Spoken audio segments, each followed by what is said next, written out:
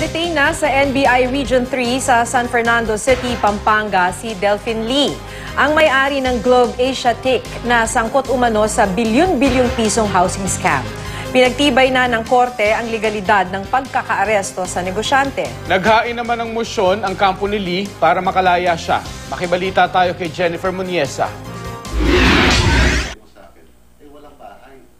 Bago mag-alas 7 kagabi, nahuli sa labi ng isang hotel sa Maynila si Delphine Lee, ang presidente at may-ari ng kumpanyang Globe Asiatic na inaakusahang nasa likod ng bilyong-bilyong pisong housing scam.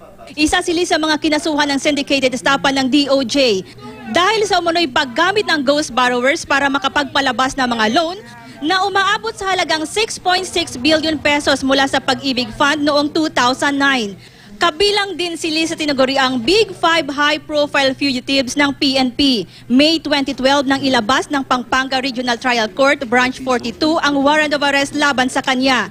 Nobyembre noong nakaraang taon nang i-dismiss ng Court of Appeals ang kaso ni Lee. Sabi ng CA, minadali ang paglabas ng warrant of arrest. Hindi rin daw napatunayang syndicated estafa ang krimen dahil hindi malinaw kung 5 o mahigit pa rito ang sangkot. Kaya ayon sa kanyang abogado, iligal ang pag-aresto sa negosyante dahil matagal nang napawalang bisa ang warrant of arrest laban kay Lee. Inimbitahan lang din umano ng mga otoridad si Lee sa Camp Crame. Kaya nagulat daw sila nang biglang isa ilalim sa booking at kunan ng mugshot ang negosyante. Ang pagkaka-aresto naman po ay magalang naman po yung mga pulis. Hindi naman mga bastos. As I have been always insisting, being kind to somebody is different from being legally correct. Sagot ni Justice Secretary Laila De Lima, hindi pa pinal ang desisyon noon ng CA at pwede pang iapela. Giit din ng Pag-ibig Fund, may hiwalay na motion silang inihain sa Korte Suprema para harangin ang naunang desisyon ng CA.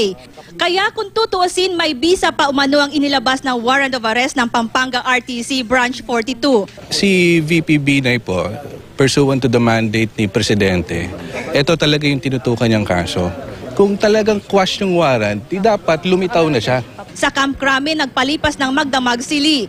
Bago mag-alas 8 kaninang umaga, tumulak ang convoy niya patungong Pampanga. Bandang alas 9 kaninang umaga, nakarating ang convoy sa lungsod ng San Fernando. Pinabulaan na ni Lee ang pagkasangkot niya sa housing scam. Maganda na rito para magkaalaman na.